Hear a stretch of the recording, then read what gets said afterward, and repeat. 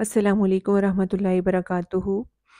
आज का हमारा मौजू है सूरह अल-मुल्क और सूरत अल-सजदा पढ़ने का। रात को जो है वो क्या फ़ायदा है, क्या फ़जीलत है। जैसा कि हम बचपन से ही जानते हैं और सुनते आए हैं कि सूरह मुल्क जो है ये अज़ाब कब्र से बचाने वाली सूरत है। इंसान को कब्र के अज़ाब से निजात दिलाएगी जो भी इसको पढ़ेगा।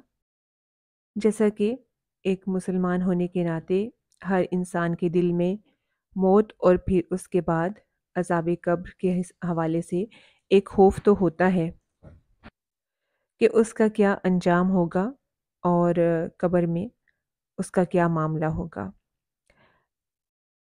तो इस हवाले से मुख्तलिफ जो सूरतें हैं जिनके पढ़ने का बड़ा अजर बताया गया और अज़ाब कब्र से बचाने के हवाले से भी बताया गया। तो उसमें सूरह मुल्क और सूरह अस-सजदा भी हैं।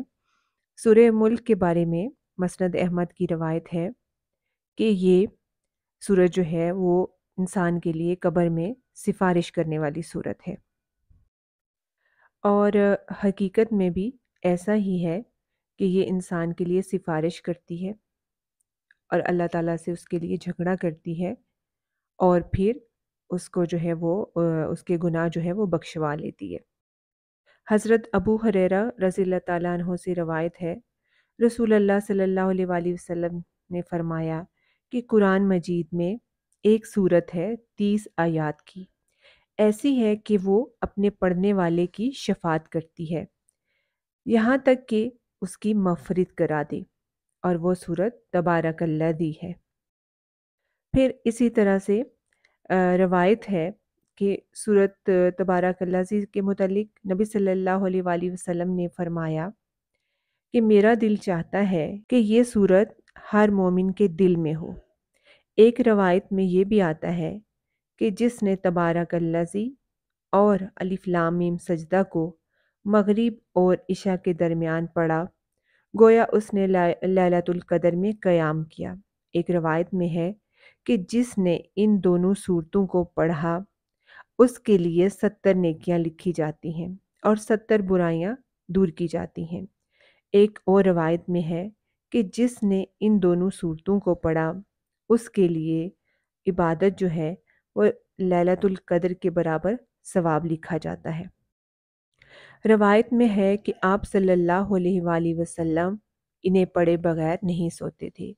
नबी सल्लल्लाहु अलैहि वसल्लम का मामूल था कि आप रोज़ाना रात को सूरत अल-मुल्क और सूरत अस-सजदा जो थे वो रोज़ाना पढ़ते थे।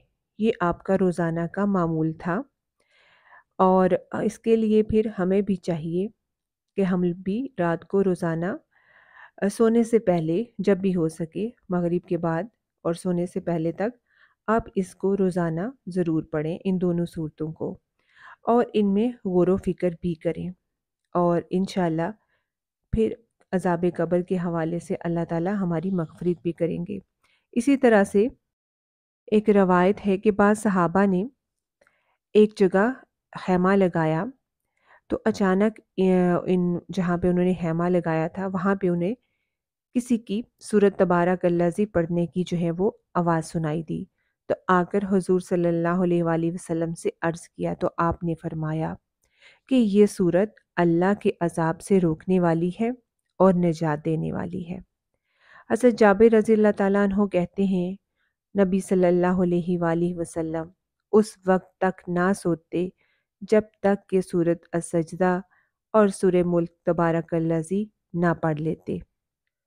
फिर इसके अलावा एक रवायत ये भी थी कि एक शख्स जो था वो सूरह अस-सजदा को पढ़ा करता था और मरने के बाद इस सूरत ने उस पर अपने पर फैला दिए और उसके लिए सिफ़ारिश की कि ऐ मेरे रब ये मेरी बहुत तलावत करता था। तो उस तरह से उसकी शफ़ाअत जो है कबूल की गई और हुक्म किया गया कि उसकी हर खता के बदले एक नेकी लिख दी जाए। इसी तरह से इसके बारे में ये भी कहा जाता है कि ये कब्र में इंसान की तरफ से झगड़ा करती है और कहती है कि ऐ अल्लाह अगर मैं तेरी किताब में से हूँ तो मेरी शिफ़ाअत कबूल कर, वरना मुझे अपनी کتاب سے مٹا دے، اور یہ پرندے کی مانند اپنے پر میت پر پھیلا دیتی ہے اور اس پر اسے عذاب قبر سے روکتی ہے۔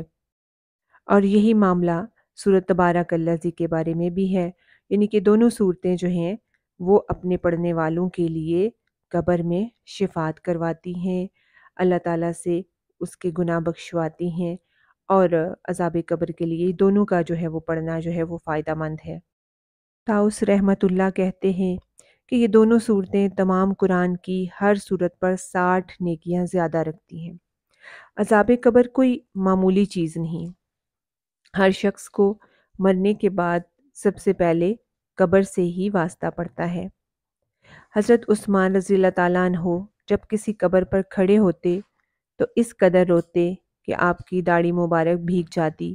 کسی نے پوچھا کہ آپ جنت و جہنم کے تذکرے پہ اتنا نہیں روتے جتنا کہ قبر کے متعلق، تو آپ نے فرمایا کہ میں نے نبی صلی اللہ علیہ وآلہ وسلم سے سنا ہے کہ قبر جو ہے وہ آخرت کی منزلوں میں سے پہلی منزل ہے۔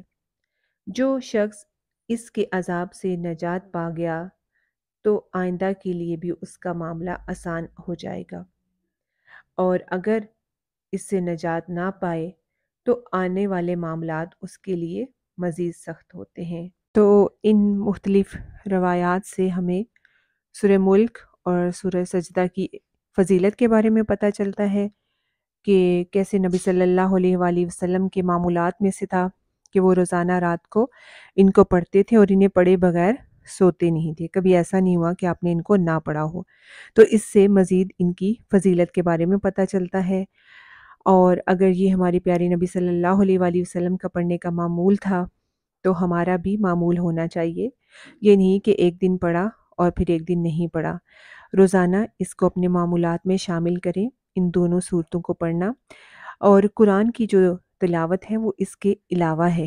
یہ الگ سے رات کو اپنے اس میں معمول میں اس کو رکھیں، اور خاص طور پہ ذہن میں کہ اللہ تعالیٰ یہ میں اس ارادے سے، اس نیت سے بھی پڑھتی ہوں کہ میرے لیے قبر میں آسانی ہو، اور جس کی وہ پہلی منزل آسان ہوگی انشاءاللہ پھر اس کی اگلی منزلیں بھی آسان ہوتی ہیں۔ اللہ تعالیٰ ہم سب کے لیے قبر کا معاملہ آسان کرے۔ اللہ تعالیٰ ہمیں یہ پڑھنے کی اور پھر عمل کرنے کی توفیق دے، آمین۔ السلام علیکم ورحمۃ اللہ وبرکاتہ۔